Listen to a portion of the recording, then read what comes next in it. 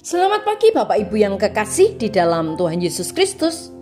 Pagi hari ini saya, Eko Wahyu Suryaningsih, kembali menyapa dengan kebenaran firman Tuhan yang terdapat dalam Yohanes 13 ayat 35. Yohanes 13 ayat 35. Dengan demikian semua orang akan tahu bahwa kamu adalah murid-muridku, yaitu jikalau kamu saling mengasihi.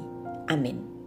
Bapak Ibu yang kekasih di dalam Tuhan, jika kita adalah murid Kristus, kita tidak bisa hanya mengasihi Kristus atau mengasihi Allah saja, tetapi kita harus mengasihi semua orang dalam keluarga Allah.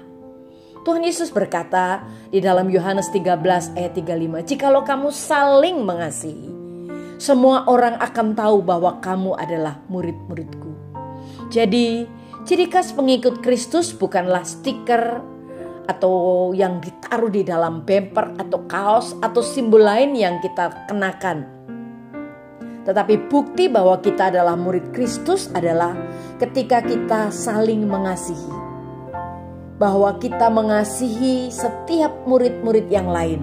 Kita mengasihi teman-teman kita lain. Kita mengasihi gereja Allah. Seperti yang Yesus katakan, jikalau kamu ingin menjadi muridku, kamu tidak bisa hanya mengasihi aku, tetapi kamu harus mengasihi semua orang yang menjadi milikku. Bapak Ibu yang kekasih di dalam Tuhan, mungkin kita pernah mendengar seseorang berkata, aku mengasihi Yesus kok, aku hanya tidak suka ke gereja. Aku tetap cinta Yesus, tetapi aku tidak suka ke gereja. Itu bukanlah sesuatu yang seharusnya kita dengar dari seorang murid Yesus. Karena Kristus mati untuk gerejanya. Bahkan gereja yang adalah tubuh Kristus itulah satu-satunya di planet ini yang akan kekal. Surga akan dipenuhi dengan keluarga Allah. Jadi belajar mengasihi gereja hari ini membantu kita bersiap untuk apa yang akan datang. Firman Tuhan dengan jelas menyatakan kewajiban kita untuk mengasihi sesama orang Kristen. Jikalau seorang berkata aku mengasihi Allah tetapi membenci saudara seiman, maka orang itu adalah pendusta. Sebab jikalau kita tidak mengasihi manusia yang kelihatan, bagaimana kita dapat mengasihi Allah yang tidak kelihatan? Mengasihi orang-orang dalam keluarga Allah disebut persekutuan. Dan melalui persekutuanlah pertumbuhan rohani terjadi.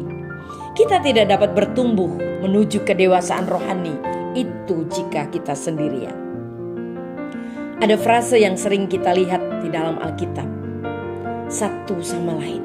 Alkitab mengajarkan kita untuk saling mengasihi, saling peduli, saling membantu, saling melayani, saling menyapa, dan saling mendoakan. Salah satu tugas kita di planet ini adalah saling membantu dalam keluarga Allah. Kita mungkin mendengarkan podcast Kristen atau membaca buku-buku Kristen setiap hari. Tetapi itu tidak membuat kita bertumbuh. Itu hanya memberi kita lebih banyak pengetahuan. Kita bertumbuh saat kita belajar mengasihi Tuhan dan mengasihi sesama seperti diri kita sendiri. Itulah yang membedakan hubungan dengan Tuhan Yesus Kristus dari agama-agama yang lain. Agama yang lain sering kali mengajarkan kita untuk mengasingkan diri dari manusia agar menjadi lebih kudus. Tetapi itu kebalikan dari apa yang Yesus ajarkan. Tuhan Yesus pergi ke pasar, ke pesta pernikahan, ke pesta-pesta, ke tempat pertemuan orang banyak. Dia tahu bahwa mengasihi Tuhan dan sesama adalah kunci pertumbuhan. Dan kita tidak dapat mengasihi orang lain kecuali kita berada di dekat mereka. Tuhan mengukur kasih kita dengan seberapa besar kita rela berkorban bagi orang percaya lainnya. 1 Yohanes 3 ayat 16, demikianlah kita ketahui kasih Kristus, yaitu bahwa ia telah menyerahkan nyawanya untuk kita. Jadi kita pun wajib menyerahkan nyawa kita untuk saudara-saudara kita. Di dalam nama Tuhan Yesus, biarlah firman Tuhan ini meneguhkan kami. Haleluya. Amin.